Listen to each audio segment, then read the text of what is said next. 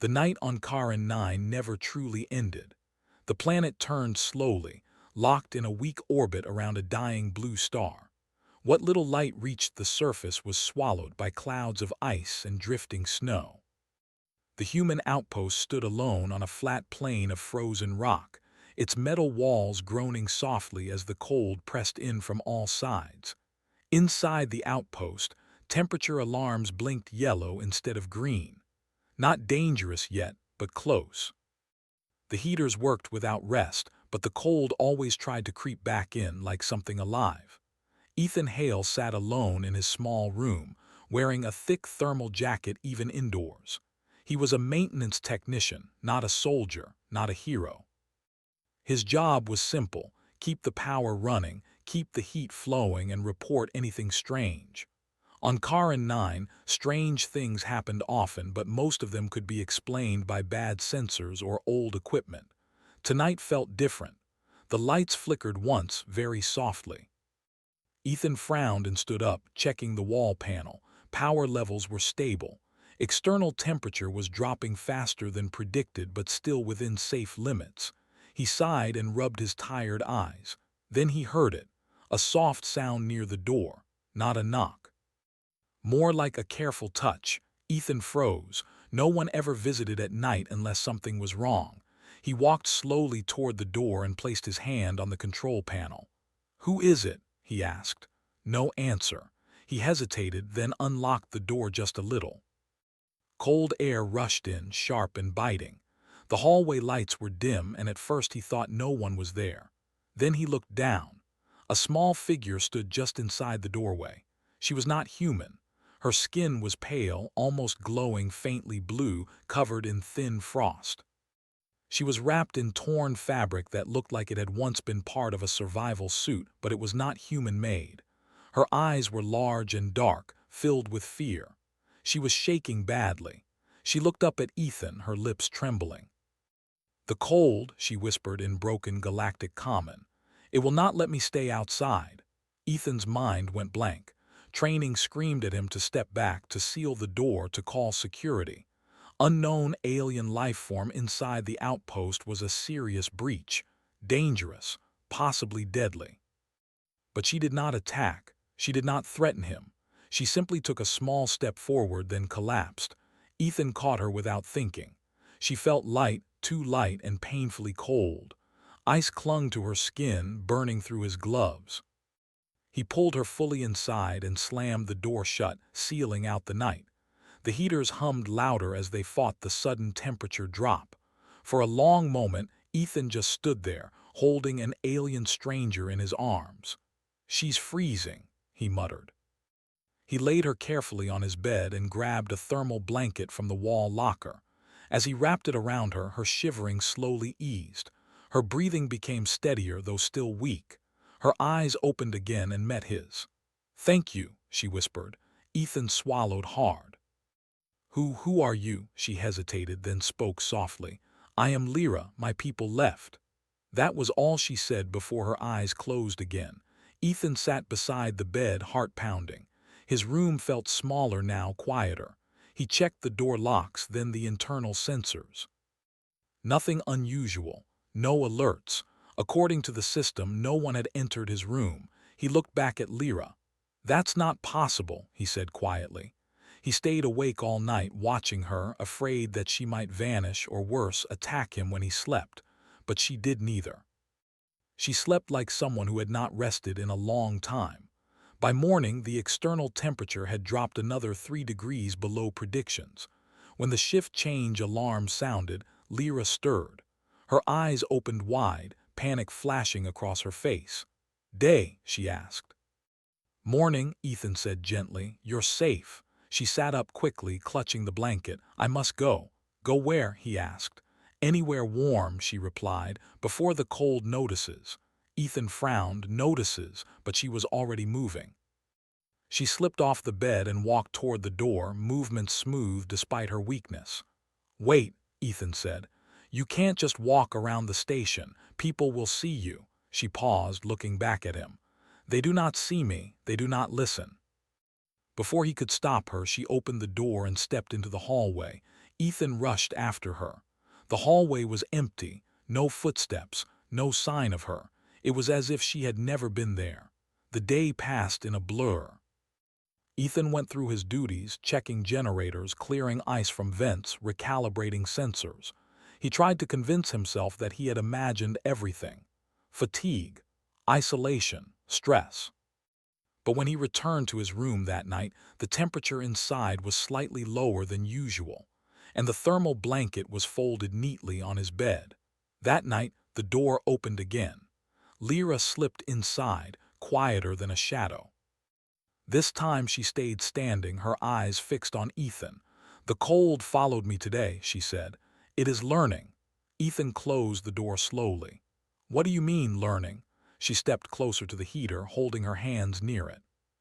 Frost melted from her skin and dripped onto the floor. "The cold is not empty," she said.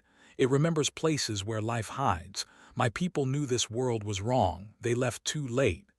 Ethan's chest tightened. "Why come to me?" She looked at him for a long moment. "Because you stay awake. Because your room is warm in a way machines cannot make."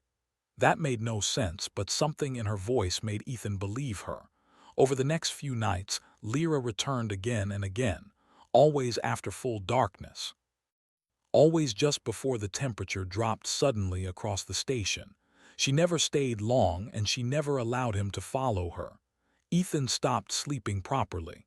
He began logging data secretly, comparing temperature drops to the time she arrived. The pattern was clear. Something changed every night she appeared. He finally reported it to command. They dismissed him. "No life forms detected," the station AI stated calmly. "All systems within acceptable parameters." Security found nothing. No footage, no readings. "Get some rest, Hale," his supervisor said. "This planet messes with people." That night the cold hit harder than ever. Lights dimmed across the outpost. Ice formed inside ventilation shafts. Emergency heaters kicked in but barely held. Lyra appeared earlier than usual, stumbling as she entered. "It is close," she said, fear clear in her eyes. "It is angry."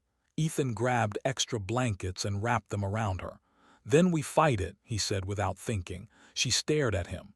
"Humans fight storms." "We fight anything that tries to take our home," he replied. Outside the walls, the wind screamed like something alive, and deep beneath the ice of Karin 9, something listened. The cold was learning, and humanity had just been noticed. The cold did not leave after that night. It stayed close to the outpost, pressing against the walls like a patient hunter. By morning, several outer sensors had failed, their signals frozen into silence. Ice spread across metal surfaces faster than the heaters could melt it. The station commander ordered all non-essential areas sealed. Ethan moved through his duties like a machine, but his thoughts stayed with Lyra. She did not appear during the day, yet her presence felt close, like a quiet breath just out of reach. Every few hours, Ethan checked his room, half expecting to find her already there. Each time, the room was empty but warmer than the rest of the station, as if it remembered her. When night came again, the power grid shuddered. Emergency lights switched on, casting long shadows across the corridors. The temperature dropped sharply, enough to trigger red warnings. Ethan ran back to his room, heart pounding. He did not know why he was certain she would come, only that he felt the moment drawing near. The door slid open without a sound. Lyra stepped inside, her form clearer now than before.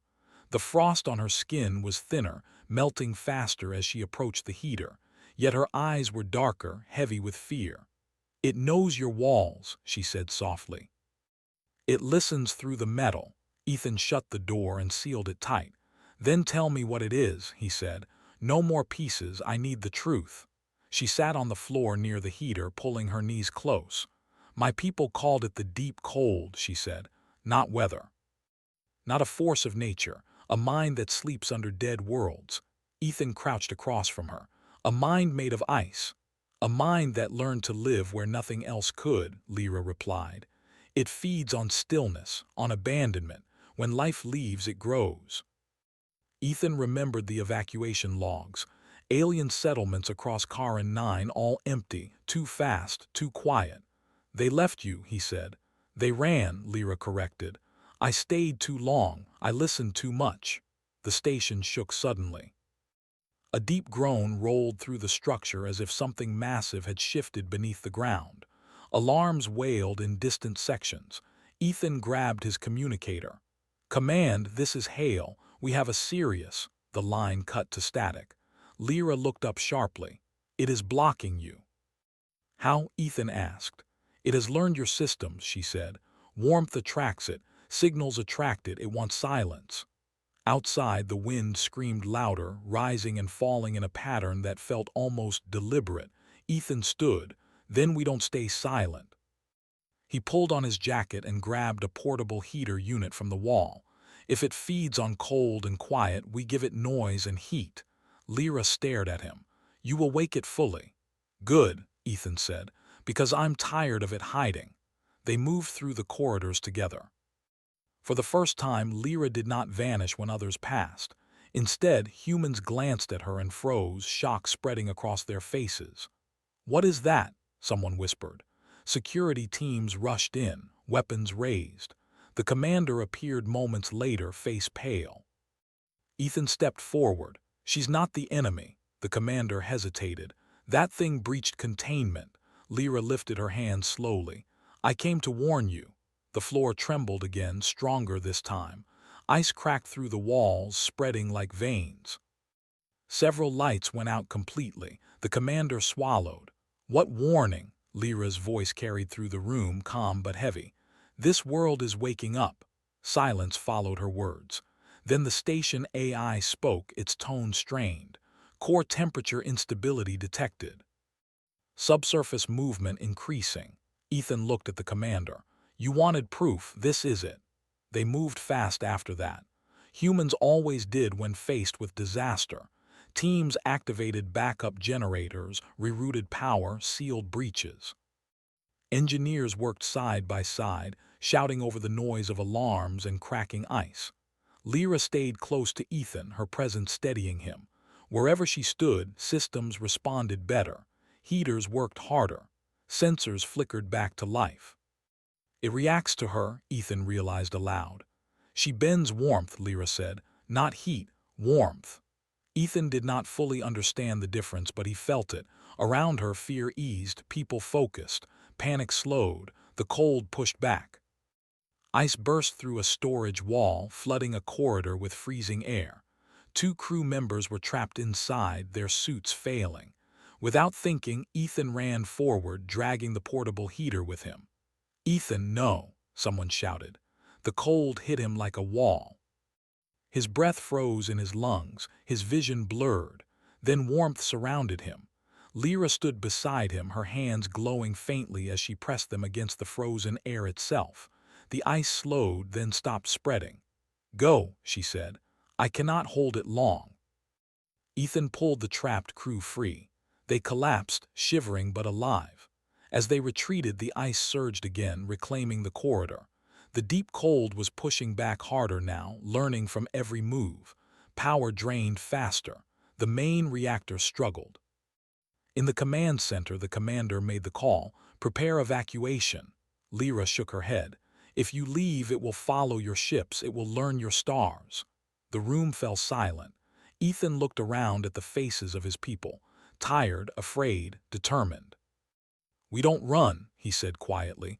Not anymore. The commander met his eyes. After a long moment, he nodded. Then we stand. They made a plan with what little time they had. Humans spread warmth deliberately, activating every heater, every engine, every power cell at once. They sang old songs through the station speakers, filled the air with voices and movement. Noise. Life.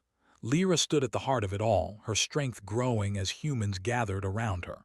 The cold screamed through the ice, a sound felt more than heard. Deep beneath the outpost, the planet shifted. For the first time in centuries, the deep cold felt resistance. And it did not like it. The station trembled as if the planet itself was breathing. Deep below the ice, something ancient stirred, angry and awake. The deep cold had learned enough to know it was being challenged, and it answered the challenge with force. Ice burst through the ground in the outer sectors. Power conduits froze solid and shattered. One by one, emergency lights failed, leaving long stretches of darkness. Yet in the center of the outpost, where humans gathered close together, warmth held. Ethan stood near the main generator, his hands raw and shaking from cold and exhaustion. Around him, engineers, medics, and soldiers worked side by side. No one shouted orders anymore. They did not need to. Each person did what they could, passing tools, sharing heat, keeping each other awake. Lyra stood among them, no longer small or weak. The faint glow beneath her skin was brighter now, steady like a living flame. Frost no longer clung to her. Instead, the cold pulled away from her, retreating inch by inch. "It is afraid," she said softly. Ethan looked at her. "Of you?" "Of us," she replied, placing a hand over her chest, then his. "Together." The station AI spoke again, its voice strained but stable. "Core temperature rising, planetary pressure increasing. Warning, subsurface rupture likely." The commander stepped forward. "What happens if it breaks through?" Lyra closed her eyes. "Then it will try to swallow the warmth at the center, all of it." Ethan took a slow breath. "Then we give it more than it can hold." He turned to the generator controls. "We overload the core, not to explode it but to flood the ice with heat." A murmur spread through the room. Someone shook their head. "That could kill us." Ethan nodded. "Yes." "Or it could push the cold back into sleep." Silence followed. Then one by one people stepped closer. "We're still here," a medic said quietly. "We don't leave our own," a soldier added. The commander looked around, then nodded once. "Do it." Ethan began the sequence. Power surged through the station, lights flaring bright. Heaters roared at full output. Engines that had not moved in years spun up, shaking ice loose from their housings. The deep cold reacted instantly. The ground split open in the outer ring. A wave of freezing darkness poured upward, swallowing entire corridors in seconds. Cameras failed as lenses frosted over. The sound that followed was not wind, not cracking ice, but something deeper, like a long, endless scream. People stumbled, clutching each other as the temperature dropped sharply. Lyra cried out and fell to her knees. Ethan rushed to her side. "Lyra, it is trying to take me back," she gasped. "It remembers me." Ethan wrapped his arms around her, pulling her close.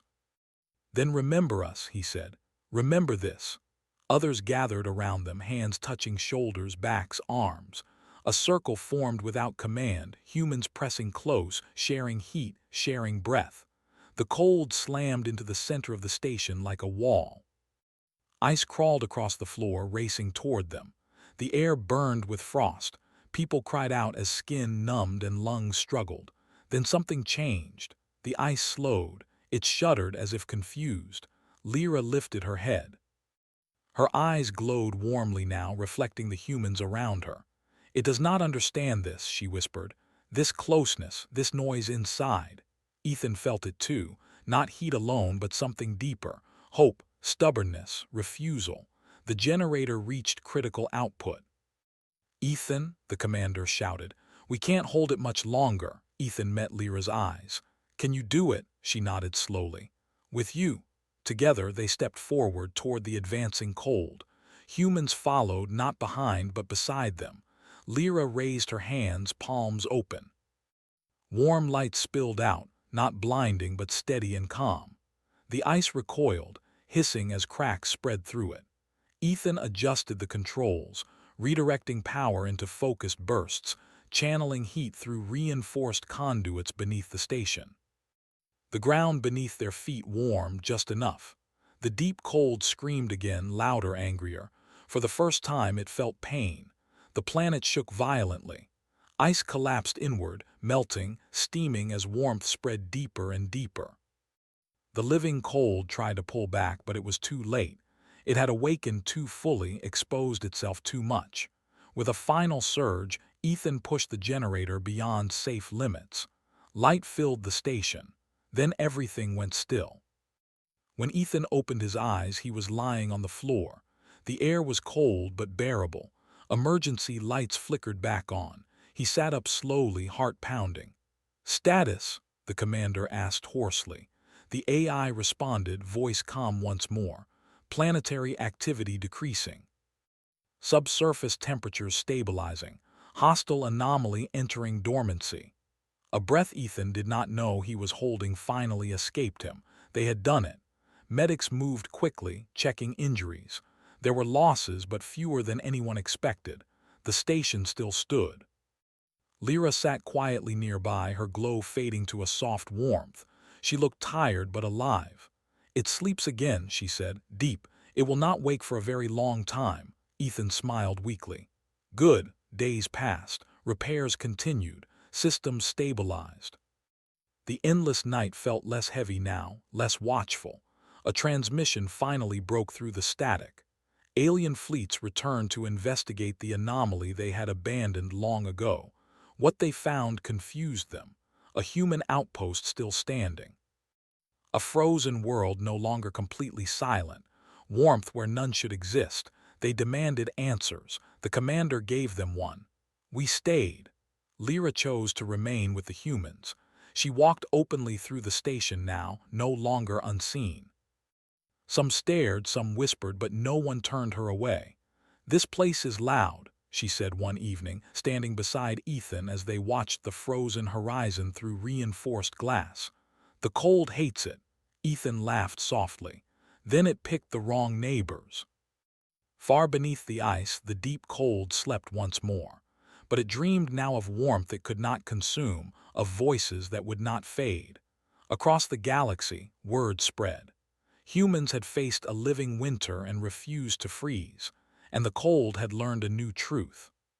Some warmth cannot be taken, it can only be shared.